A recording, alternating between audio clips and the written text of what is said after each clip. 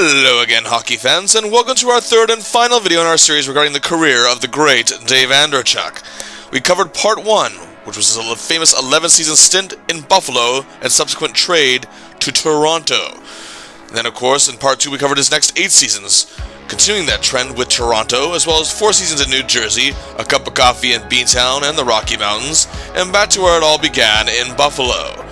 As I mentioned at the end of the video, Dave signed a deal in the offseason in 2001 with the Tampa Bay Lightning.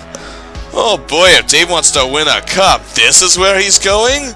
To give a brief backstory, the Tampa Bay Lightning entered the NHL in 1992. They're now going into their 10th season. They literally had one winning season and 1 playoff appearance in their history so far.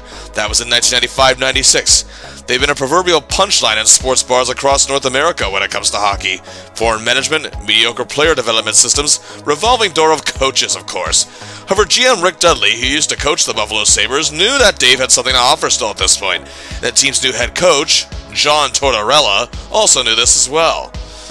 His leadership and guidance plus his depth was needed to help guide this young team on the ice. But the team jumped the gun in naming its top prospect, Vincent Lecavalier, as a captain, and the position would be vacant going into this season. Lecavalier was not ready for the responsibility, but he was still going to be a huge part of this team's future, as he was only 21 years old at the time and was a first overall pick. He had size, he had skill. He also had Brad Richards, also 21, was picked in that same draft class. And then there was the undrafted 26-year-old Martin St. Louis, given a big chance to thrive in Tampa Bay. He had a brief stint in Calgary, but this is where he belonged.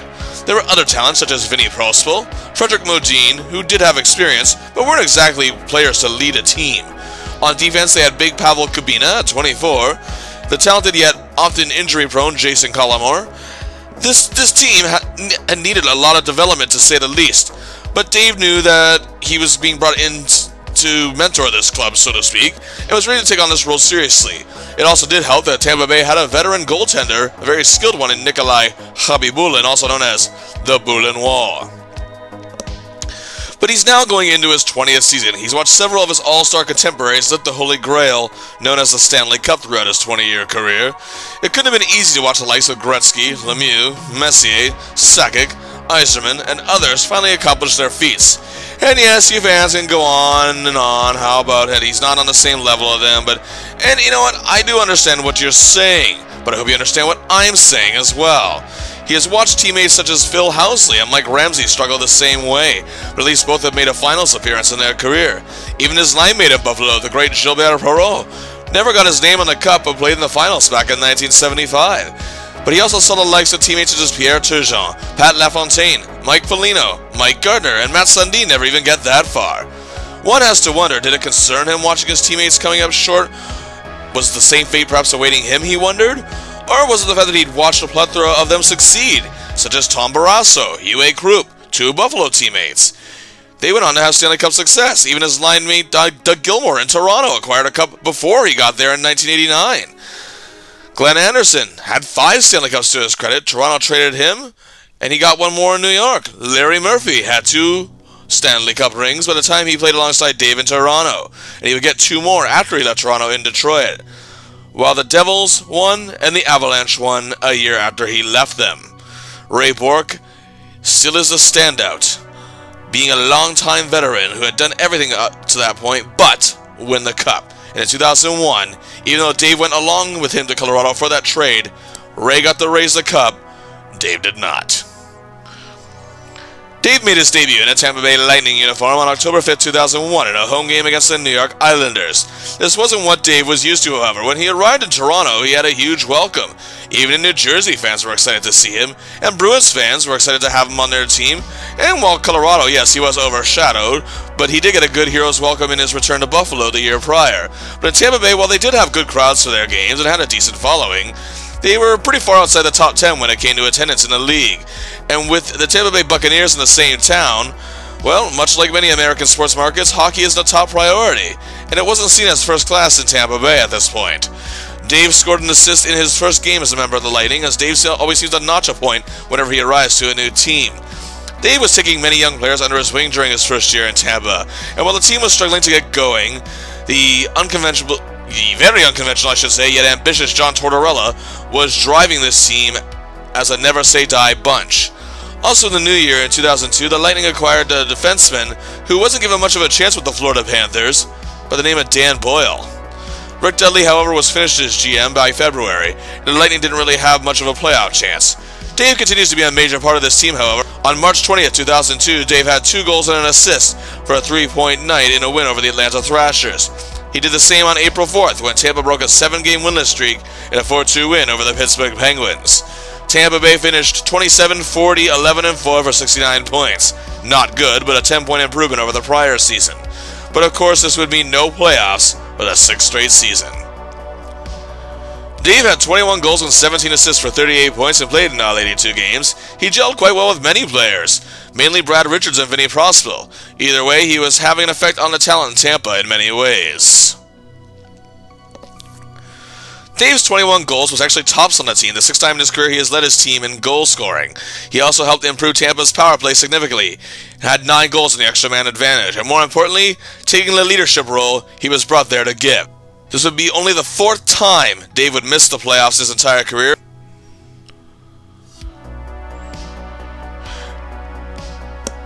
Dave was closing in on the all-time power play record as well. He just needs 2 to pass Phil Esposito, but Brett Hull only needs 4 as well, and is still active on the NHL, even having won just another Stanley Cup with Detroit at that very year in 01-02. The race is still on. Unfortunately, however, Dave was now the all-time leader in games played without a Stanley Cup ring, and teammate Phil Housley, now with the Blackhawks, is second.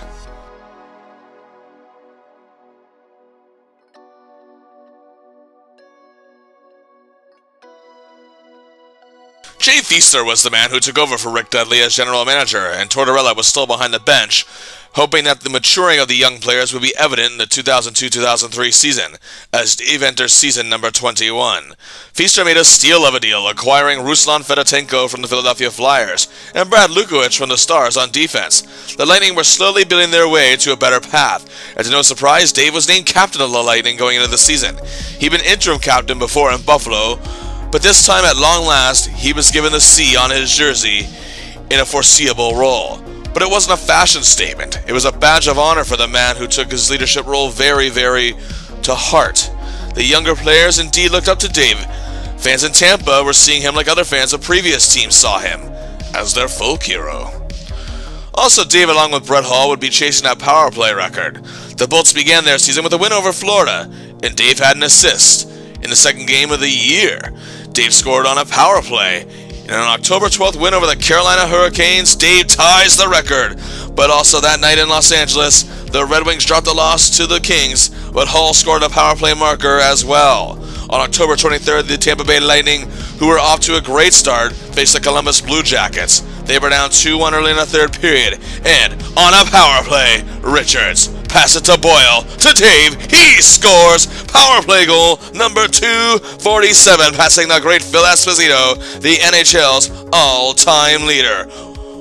What a huge, glorious moment for Dave. The fans of Columbus give Dave a huge ovation for his accomplishments. But what's great as well, you may ask? Tampa went unbeaten in their first 7 games of the season, but they would encounter a bit of a rocky road in November and parts of December as well, but they still managed to keep their heads above water.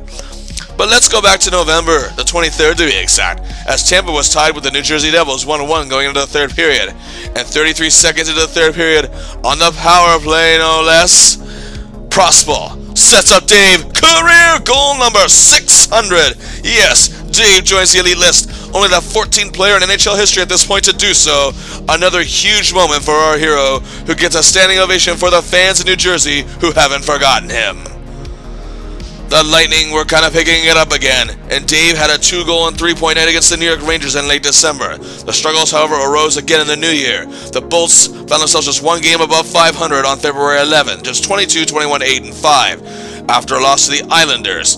But starting with a tie with the Atlanta Thrashers on Valentine's Day, the team exploded. They finished the rest of the season with a 14-4-8-0 record. The Lightning would finish their year 36-25-16-5 for 93 points, their best season in franchise history, and their first division title. And that was good enough for third in the Eastern Conference. The young talent was evolving. Dave was a tried and true leader in their development. Last year, he was joining a lowly team seemingly going nowhere. Now, many hockey media pundits believe the Tampa Bay Lightning could be a dark horse in these Stanley Cup playoffs. The team also had the 10th best power play out of 30 teams. Who do you think's to thank for that? Haha. In the opening round, the Tampa Bay Lightning making their first playoff appearance since 1996, when Dave was actually a part of the Devils. In the first round, they were taking on the division rivals, the Washington Capitals.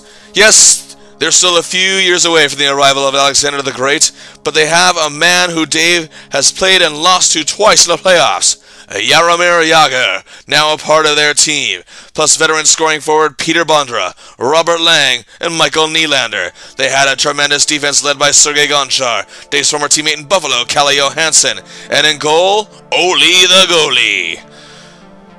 In Game 1, the Tampa crowd is psyched for their team returning to the playoffs. However, it was only the goalie that shut Tampa down. 2 goals by Lang led to a 3-0 Caps victory to take the win out of the sails of the Ice Palace. Yes, I still call it the Ice Palace. Screw you. In Game 2, Dave has a goal and an assist, but Jagr has a 4-point night for the Caps, and it looks like once again it's the same old song and dance for our hero, as the Bolts drop both games at home, this one 6-3. The series shifts to Washington and the Bolts play much better. They have a 3-2 lead late in the third period, but the Caps tie it with 2:56 to go and we are off to OT. And just 2:29 into the extra frame, LeCavalier scores, set up by Boyle and Dave, and the Lightning avoid a huge deficit. Game 4 is a very tight-knit game, tied 1-1 in the second. Short-handed this time, Dave sets up Martin St. Louis, who has a 2-goal night and a 3-1 Tampa win. Back to Tampa, very good Game 5, very defensive Game 5. The Bolts fans are buzzing again. But with tied 1-1 in the third period, just over 8 minutes to go, St. Louis scores, and what would be the game winner, Tampa has the Caps on the verge of elimination, just 1 win away from their first playoff series win in franchise history. Game 6 in Washington, the goalies are shining. Kosig and Habibulin are turning them away. But Peter Bondra finally draws first blood. Late in the second period, and Washington leads 1-0. Kosig is a wall. The Caps D is doing their job. But with a power play late in the frame, Boyle to Richards to Dave. He scores with 4:06 to play, and we are off to overtime.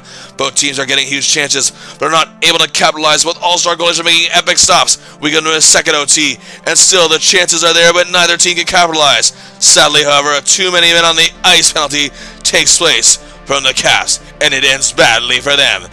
But great for Tampa! Vinny P to Vinny L to St. Louis. He scores. The Lightning win their first playoff series in franchise history. Dave played very well. 2 goals, 3 assists, and 5 points, which included that huge late third period goal in Game 6 to send it to OT en route to the big series win. The big guns were firing on all cylinders. In the next round awaiting them, the New Jersey Devils, Dave's former team he spent 4 seasons with, who had a cup in 1995 and in 2000. A lot of men Dave played alongside are still there, including 3 future Hall of Famers, captain and defenseman Scott Stevens, another great defender, Scott Niedermayer, and goaltending sensation, Martin Brodeur. Dave was also familiar with the likes of John Madden, Ken Danico, and Patrick Elias. But new talents since Dave's departure had arrived, such as Scott Gomez, Jamie Langenbrunner, Brian Gianta, and Brian Rafalski. They also added 16-year veteran Joe Neuendijk, who had an amazing deal of playoff success in his career. They were a very complete team, coached by someone Dave also knew very well, Pat Burns. They finished with 108 points. But this Lightning team was ready for a fight. Game 1 in the Garden State, the Devils' defense dominated the Lightning, and they couldn't get anything going and would lose 3-0. For Game 2, however, Tampa Bay came to play. The Bulin wall was superb in net, and the Bolts struck first with a Chris Stigman goal in the second period. The Devils tied it 34 seconds later in the frame to play, but St. Louis gave Tampa their lead back 12 seconds later. But the Devils would tie it in the third period, and both goaltenders played well and were out to OT. But just 2:09 in, Langenbrunner scores. The Devils have a 2-0 series lead as we head to Tampa. For Game 3, Bolts fans are still behind their team, and in the first period, Prospel, St. Louis, Modine, it's 3-0 Bolts. And then there's the second period. Madden, Marshall, Friesen, and we're tied 3-3. Tampa blows the lead. However, 6:08 into the third period, Dave scores, and that would be the game winner, and the Bolts are in this thing. Game 4, Tampa looks to tie the series, but the Devils system is working perfectly as they protect a 2-1 lead going into the third. And with 6:47 to play, Scott Stevens scores, and they take the game and lead the series 3-1. Back in New Jersey for Game 5, the Bolts and Devils are playing a very close competitive game. They each trade goals in the first period, and by the end of regulation, that was it. It was off to overtime. Both teams are seeking huge chances, but few come. Second OT is much of the same, although Brodeur and Bulin need to come up big in goal. But just over 11 minutes into the third overtime period, Marshall scores, and the Bolts season is over. Dave wasn't able to get much going offensively, despite scoring the game-winning goal in Game 3. 21 years and still waiting for that holy grail. Dave had 20 goals and 14 assists for 34 points in 72 games, and Dave again gelled well with multiple players, including the top forwards such as St. Louis and Richards especially. But again, he had more chemistry with Vinny Prospel as well as defenseman Dan Boyle, and a little bit with Vincent Lecavalier. Dave started his year as team captain, and it proved to be a great decision. He accomplished becoming the all-time power play goal leader and scoring his 600th career goal. He also finished in the top 10 in power play goals with 15. The Lightning had their most successful regular season ever, their first division title and first playoff series win. Dave also came in 15th for NHL All-Star voting, which may not seem like much on the surface, but it showed his contributions were at last being noticed for what he could do for a team, especially the Lightning that year, in helping them evolve one step further. And indeed, Dave held off Brett Hull all season from catching him. Hull still just trails by 5 power play markers, and now Mario Lemieux, who is still active, was right there as well. Also, Dave was building on that dubious record of most games played without a Stanley Cup. His old teammate Phil Housley, after a very brief stint with the Leafs, retired at the end of this season.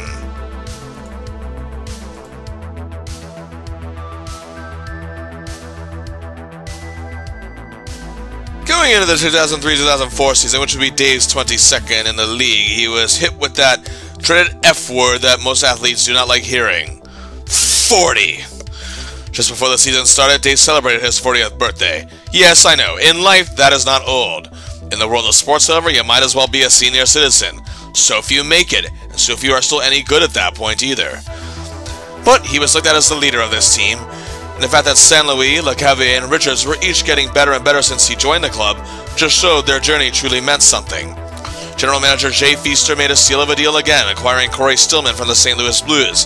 However, they would lose Vinny Prospel to the Ducks. Dave was ready to steer the ship, with numerous star players and a highly improved defense. But despite their excellent year in 02-03, the oddsmakers still weren't convinced, and just expected them to be another playoff team. The Lightning won their first 6 games of the season, and were unbeaten in the month of October. After 20 games, the team was 11-4-4-1. The team, however, had some struggles in December, but Dave himself was kind of on his own hot streak. He scored a goal in 3 consecutive games en route to a 6-game point streak, but to end December, it wasn't looking too promising. A good, yet simply above-average record of 15-13-6-1. But the team refocused going into the new year, and they'd have 2 5-game win streaks in January. Dave had back-to-back 2-point games and wins over the Penguins and Hurricanes. The team kept getting better and better, suffering just 1 regulation loss in all of February. And they still looked sharp in March. The Lightning were striking, and on March 25, 2004, in a win over the New Jersey Devils, the Lightning had achieved their first 100-point season as a team. On a March 29th game against the Ottawa Senators, Dave scored 2 goals, one with 28 seconds left to play in regulation to tie it, and he sent it into OT. The Bolts would lose the game, but Dave would still be named first star for his efforts as they prepare for the playoffs. The Lightning finished 46-22, 8-6 for 106 points, the best record in the Eastern Conference. Dave and the boys were now focused on the postseason. Awaiting them in the first round is the New York Islanders, who finished with 91 points in the season. They had talents up front such as Trent Hunter, Oleg Vasha, Mariusz Czerkawski, Jason Blake, Cliff Ronning, Mark Parrish, and team captain Mike Pekka, and the often injury-riddled headache known as Alexei Yashin. On defense, they had the highly talented Jani Niinimaa, Kenny Jonsson, and coincidentally the Lightning's first ever first-round draft pick in 1992, Roman Hamrlik. And in goal, the world's most expensive goaltender, Rick DiPietro. Game 1 takes place in Tampa, and Nikolai Khabibulin is living up to his reputation as the Bulin Wall, stopping all 30 shots he faced. Modine had 2 goals, and Tampa takes Game 1, 3-0. However, it was the Isles who countered everything in Game 2 with a 3-0 win of their own. Dave Andreychuk tallies a shutout, and the series is tied heading to the island. Game 3, Happy Bullen is on a tear in net once again. As San Luis has 2 goals, Richards has 3 points. It's a 3-0 win for the Tampa Bay Lightning as they take a 2-1 series lead. In Game 4, it's, yep, you guessed it, another 3-0 win. St. Louis plays big again. Bullen is still a wall, and the Lightning on the verge of a series win. Huge back-to-back shutout and 3 overall in all 3 wins for the Lightning. In Game 5 back in Tampa, both goalies shine, but the Isles break their scoreless drought midway through the first and lead 1-0 after 1. The Lightning struggle until late in the second period when Taylor and Fedotenko score 2:04 apart, and Modine sets up both goals. It's 2-1 after 2. Mark Parrish ties up for the Islanders in the third, and we're off to overtime. Just 4:07 in, Modine sets up St. Louis for the series winner. The Lightning take this one in 5. Dave went pointless in the series, but was still productive defensively. But either way, it was Bullen's goaltending and the play of Modine, St. Louis, and Richards that brought it all together for this one. In the second round, awaiting the Bolts were the upstart Montreal Canadiens, who had upset the Boston Bruins in 7 games in the opening round. They had finished the season with 93 points. The Habs were led up front by their captain, Saku Koivu, and other such talents as Michael Ryder, Mike Ribeiro, Richard Sednik, Yannick Pirot, Jan Bulis, and to top it off, Alexei Kovalev, who was injured most of the season. On defense, they had a good core with the awesome Sheldon Souray, Andrei Markov, Craig Rivet, and the only remaining member for their 93 Cup team, veteran Patrice Brisebois, and in net, former Vezina MVP winner, Jose Theodore. Game 1 takes place in Tampa, and St. Louis and LeCavalier each have a 3-point night, and Bullen gets his 4th shutout of the playoffs. 4-0 win for Tampa. In Game 2, goals by LeCavalier and Modine scored early to make it 2-0 for Tampa, the former of which was assisted by Dave, getting his first playoff point. Koivu, however, closed the gap on the power play, but with 3 seconds left in the second period, Vinny scores his second of the game, 3-1 Tampa. Bullen holds them in the rest of the way, and Tampa takes both games as we head to Montreal. For Game 3, the Habs are coming out flying, but the Bullen wall is still sturdy. While Stillman did strike first for Tampa shorthanded in the second period, the Habs stayed on the power play, tying it a minute later thanks to Kovalev. But Richard scores, and the Lightning lead 2-1 after 2. Ryder scores it for the Habs midway through the third period, but with 3:47 to go, Brisebois scores, the Bell Center erupts, the Habs lead 3-2. But with an extra attacker, Dave sets up Vinny, he scores with just 17 seconds left. The game is tied and we're off to overtime, and just 1:05 in, Richards scores and puts the Habs on the verge of a sweep. Game 4, Tampa goes for the sweep, but Nick Sundstrom scores for the Habs. They lead 1-0 after 1. Midway through the second period, Dave and Vinny set up Boyle to tie the game, and Richards gets the go-ahead marker, and the Lightning lead 2-1 after 2. In the third, Bullen once again works his magic. With 56 seconds to play, however, Davis is the Modi's empty netter. The Bolts complete the sweep. And for the first time, the Tampa Bay Lightning are going to the conference finals. Dave played very well in the series with 4 assists and again was a good defensive presence, helping attain certain top forwards on the Habs. And now for the 4th time in his career and the first time since 2000, he's returning to the conference finals. But the next round would be a lot more difficult. In their way, the Philadelphia Flyers, who finished just 5 points back of the Lightning.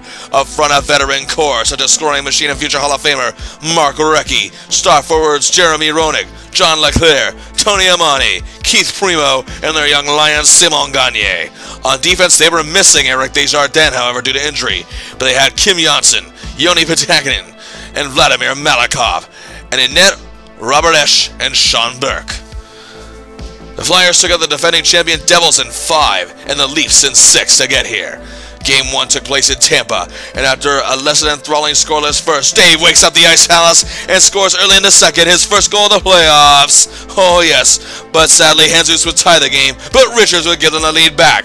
Chris Stingman scores in the third, and Tampa's defense is playing superbly. They take the first game 3-1. Game 2, however, Tampa lets their guard down, and they are humiliated. A game full of scraps and fights. Recchi, Ragnarsson, Timander, and Kapanen destroy the Bolts 6-2, and the series is headed back to Philly, tied.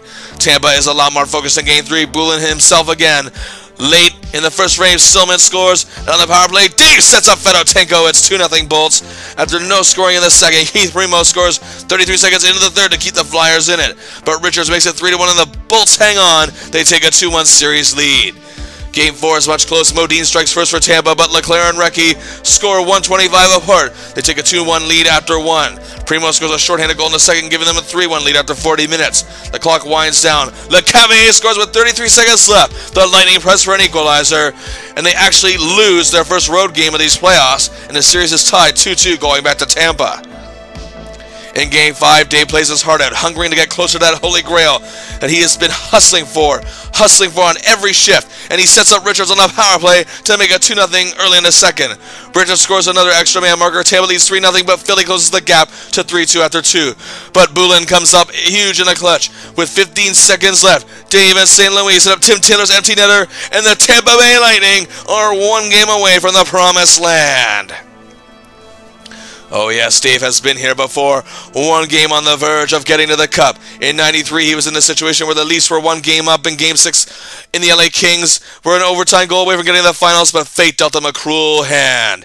Game 6 is in Philly, however, and Dave again is a warrior out there, and Vinny scores early in the game to give Tampa momentum. But the Flyers lead 2-1 after 1.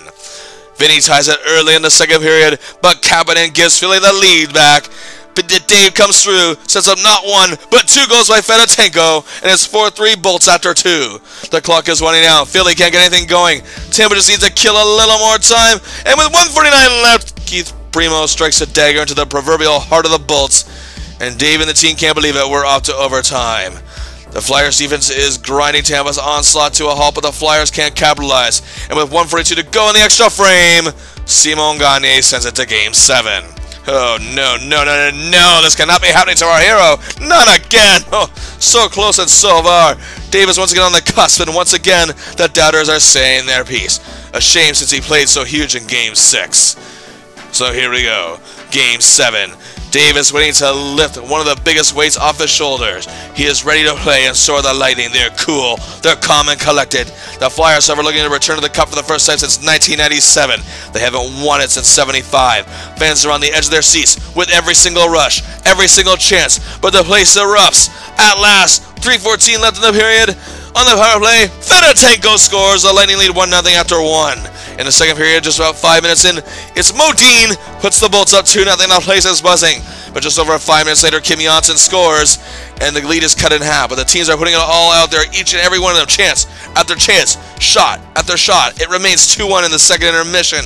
Both teams are racing for that puck in the third, but they're having trouble capitalizing. Fans are on the edge of their seats, remembering what happened in Game 6. Philly presses. The Lightning can't get that insurance marker. Everyone is standing as the clock keeps winding down further, more chances, nothing. Nobody can get anything. But then suddenly, 5, 4, 3, 2, 1, 0. The Tampa Bay Lightning are going to the Stanley Cup. Oh, Dave's jubilation says it all. After 22 long years, he gets his chance at the big prize, at long last making his first Stanley Cup appearance. Dave played his heart out, and it showed. Such ferocity and heart in this game, playing like he was 20 years old all over again. He is now at long last a step closer to glory. As I mentioned before, Dave had watched many of his contemporaries and teammates become champions. However, there were those out there who were in similar positions as he was. Peter Stastny never even played in the final. Mike Gartner only made the conference finals once. Dale Hawerchuk made the finals in his 16th and final season, but came up short. All of whom are Hall of Famers. Even his Hall of Fame former teammates, Gilbert Perreault and Phil Housley, never got there. This picture features 15 Hall of Famers, many of Dave's NHL peers, and some teammates who have never, ever hoisted that illustrious Stanley Cup. Dave, of course, was part of the coveted 600 goal club, one of 14 players, as a matter of fact, and he was among 4, along with Dino Ciccarelli and Marcel Dion and Mike Gartner, not to win a cup. Again, Hall of Famers. And he holds that dubious record, now with only just 1 game shy of 1,600 without a cup ring on his finger. And he knew he was inching closer to retirement than he was being in his prime. He knew he still had something to give this team and was going to make the most of this champs. Awaiting the Bolts in the finals is a team literally nobody expected to be there. Remember the odds graphic I showed? Well, yes, here it is again. Calgary was literally 29th out of 30 teams, almost dead last in odds to win the Stanley Cup. And now they were in it. They made their first playoff appearance since 1996 and hadn't even won a playoff series since they won the Stanley Cup in 1989. They upset the Canucks, the first place overall Red Wings, and the second-seeded Sharks to get there. The Flames were bolstered by a strong lineup of role players all coming together as a unit to make this work. Hard-working veterans such as Craig Conroy, Sean Donovan, Dean McCammon, and bringing their Stanley Cup experience with them were Stefan Yell, gritty Chris Simon, and the clutch scoring of Martin the Eliminator Jelena. On defense, you had youngsters Jordan Leopold, Robin Regier, Rhett Warner, and in net, the phenomenal breakout star Mika Kiprasov. Oh yes, this team was also led, I must add, by a man who many thought was the best all-around hockey player in the game at this point, myself included. All-star, scoring champion, two-time goal-scoring champion, including this season, and Olympic gold medalist Jarome Iginla. And steering this ship, coach and general manager Daryl Sutter. Game 1 was an exciting sight to behold, and despite what he may or may not have been feeling on the inside, Dave remained calm and collected and ready for his first ever Stanley Cup final game. The dream of Game 1, however, turned into a nightmare for Dave and his boys. Just 3 minutes in, Jelena scored. Tampa was failing on every chance. Their defense was working hard and giving Bulin a lot of room, but Kipper was stopping everything left and right. Iginla then made a great, beautiful individual effort, scoring shorthanded. Yell scored after that. It's 3-0 Flames after 2. In the third period, St. Louis woke up the crowd and Simon scored an insurance marker. It was over. The Bolts dropped Game 1 4-1. Tortorella was almost disgusted with his team performance, and Dave did not play very well. For Game 2, be it nerves or exhaustion or whatever, Dave and the boys shook it out of their system. The defense played really well, and Bulin didn't let in much. Fedotenko struck first, continuing his great run, but Kipper was sensational in the second. But not in the third. Dave to Richards, 2-0 Bolts. Boyle makes it 3-0. Then on the power play, Dave to Vinny to Marty. Goal! The Bolts lead 4-0. Haha. And they would go on to win 4-1. The series was tied as we go to Calgary, but the Flames faithful was going wild, giving their teams a hero's welcome. It's a very defensive game and the Bolts are outplayed. Kipper stops whatever comes his way. Iginla and Simon have 2-point nights. The Flames win it 3-0 and take a 2-1 series lead. Game 4, 2:48 in and already on the power play. Boyle to Dave, to Richards. He scores 1-0 Bolts. Bulin and the defense are playing with all their might. Kipper is also making sure he stands his ground after that early goal. 1-0 after 1. Second period, more of the same. Both teams hustling, but neither goalie is giving an inch. The defense is making some big plays on both sides as well. Still 1-0 after 2. The Bolts press for that insurance marker, but the Flames desperately want to tie it. They go and go until the clock winds down, and that lone goal was all they needed. The series is now tied 2-2, splitting games on each other's ice. Happy Bulin continues to shine as well. Game 5 back in Tampa, and that place is shaking. But the Eliminator Jelena scores with just 2:13 in. With 34 seconds to play in the period, Marty ties it. 1-1 after 1. Iggy makes a big solo effort for the Calgary in the second period. It's 2-1. That's the only goal of the period. But 37 seconds into the third period on the power play, Dave to Richards to Modine. He scores. It's tied 2-2. The goalies continue to shine and we're off to overtime. And the clock winds down. With 5:20 to go in the extra frame, Iggy sets up Oleg Saprikin. And the Ice Palace is silenced. Tampa loses. Dave is one game away from his dream, and yes, total pun here, going up in flames after he worked so hard to get there. Game 6 in Calgary was going to be a high-pressure situation like he has never faced in his entire career. The old cliche, do or die. There was no scoring in the first period of this exciting Game 6, but early in the second, Richards scores. However, less than 5 minutes later, Chris Clark ties it, but 1:47 later, Richards with the goal number 2 of the game, but then later on, Marcus Nelson ties it 2-2 after 2. There was no scoring at all in the third period. Well, at least it looked that way anyway, and all the hockey fans in Tampa are on edge. Calgary fans are eager, but just with about 6 minutes to play, no goal from Martin the Eliminator Jelena. Other than the Brett Hull goal from the 1999 Stanley Cup Finals, no call has ever been so disputed in the modern era of the Stanley Cup Finals.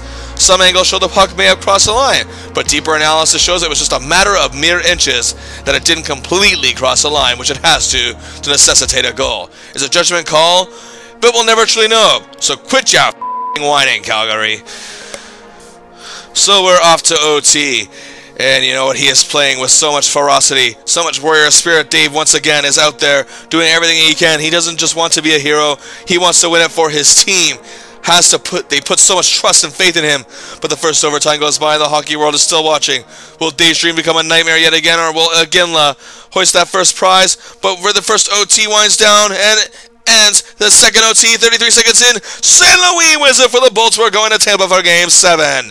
Dave is one win away from the glory that has eluded him all these years. In Buffalo, he never even came close. It was so far away. In Toronto, that glory seemed oh so within his reach, but he couldn't quite get there. Glory also seemed imminent in New Jersey, but it never even came close. Even a stacked Avalanche team, they still came up one win short. But now here he is, on the cusp of it all, the closest he's ever been. The city of Tampa Bay is rocking for Game 7. It's a very defensive battle. Both teams actually look exhausted after their respective playoff runs, but Tampa seems to have just a little more fuel in the tank. Fedoteko sends the building into a frenzy with a power play marker. 13.5 minutes into the game, it's 1-0 after 1. He scores his second of the game, and 12th of these playoffs. The place begins to shake as its very foundation. Calgary tries a little harder, but their tanks are almost running on empty. But on the power play, Craig Conroy scores. The Flames are still in this thing. But Tampa is controlling the puck as the clock winds down further. And our hero takes a tripping penalty with 23 seconds to go. Okay. As the Bolts fans boo mercilessly at that call. But Dave never really even sits down in the box. He knows his moment is coming. 20 seconds. The fan gets louder. 10 seconds. The place is shaking. Calgary cannot get a chance. 5, 4, 3, 2, 1, 0. It is over. Tampa Bay Lightning, 2004 Stanley Cup champions. Dave Andreychuk, the captain of a Stanley Cup winning club. He is truly a Stanley Cup champion. A ring will be on his finger, his name forever engraved on the Holy Grail. And as team captain, with a joyous smile on his face, just pure joy and jubilance, 22 hard-working seasons, he has accomplished the ultimate goal. He is on top of the world. The dream of the Steel Town boy from Hamilton, Ontario, has become a reality for this man in Tampa Bay. Once again, his leadership, pride, heart, soul, tenacity, grit, hard work, and how well he played with games on the line, he was rewarded with what he had earned. His name is forever erased from that dubious record he was holding until that very night. Dave's 1 goal and 13 assists for 14 points was tied for 9th in playoff scoring. He was also 3rd in assists. He wasn't just content to win, he came to play. Brad Richards would say it best many years later, quote, "He taught us how to win." Dave scored 21 goals and 18 assists for 39 points and played in all 82 regular season games. Corey Stillman and Dave worked well together. Great success on Tampa's power play, while St. Louis leads assist collaborations. The stats only tell some of the story this year, however. The fact is, Dave Andreychuk is a Stanley Cup champion. I will mention his hard work and leadership garnered him some votes for the Lady Byng, as well as his skills on the defensive side of things for the Selke Trophy. His performance in these playoffs helped support the top-scoring forwards in a huge way, and power Tampa Bay's power play the whole way through in this journey to the finals.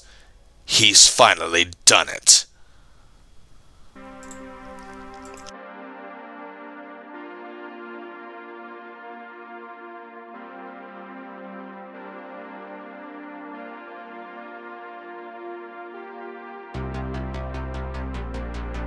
Dave's story, however, wasn't quite over. He announced he'd be returning, wanting to help his team defend the championship, perhaps repeat. That was his plan for the 2004-05 season. The only problem was, there wasn't a 04-05 season. It was another lockout, this one much worse than the last. The entire season was cancelled. The first time since 1919 a Stanley Cup wasn't handed out.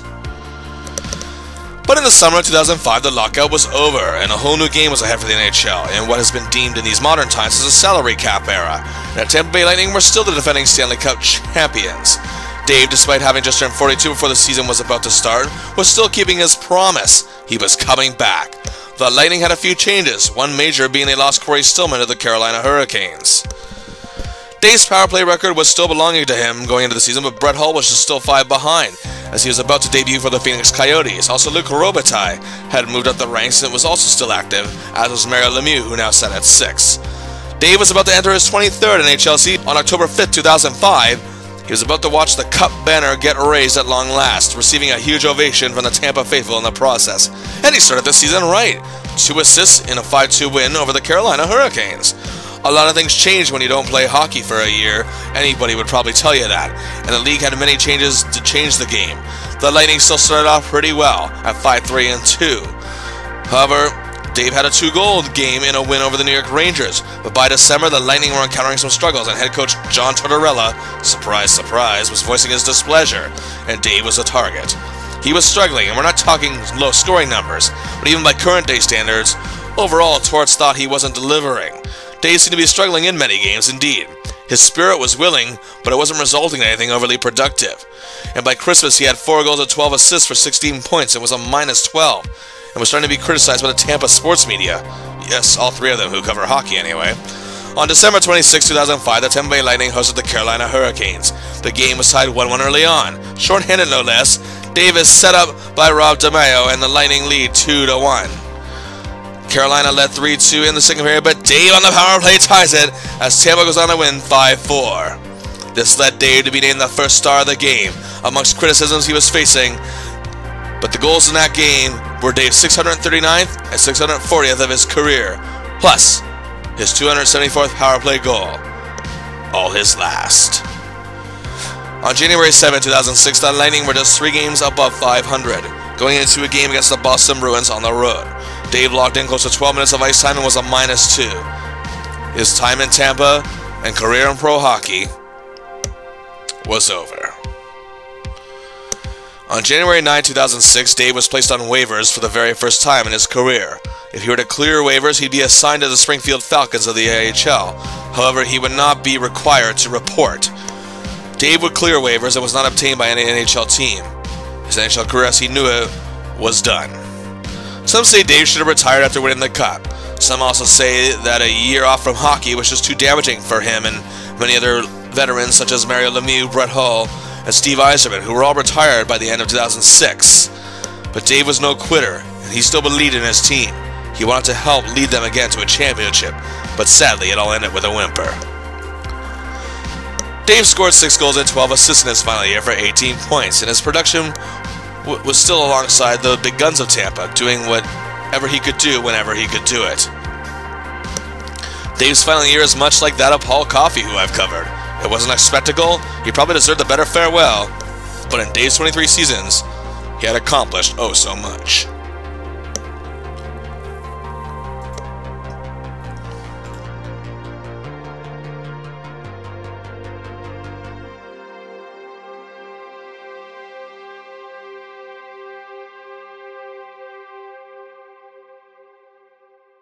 Dave retired with his record of power play goals intact, as Brett Hull called it quits that season, also did Mario Lemieux.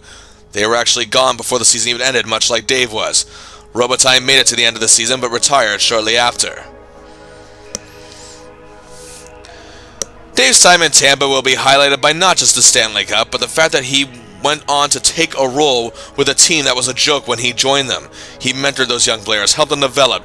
He had a great rapport with John Tortorella, and everyone came together to turn this club into a winner. Nobody can take that away from them.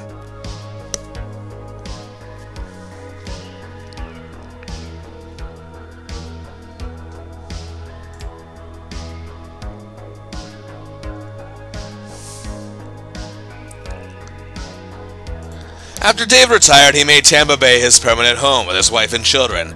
However, he still stayed in touch with his Canadian roots, even doing analyst work for the sports network, of course better known as TSN. He was eligible to be inducted into the Hockey Hall of Fame in 2009.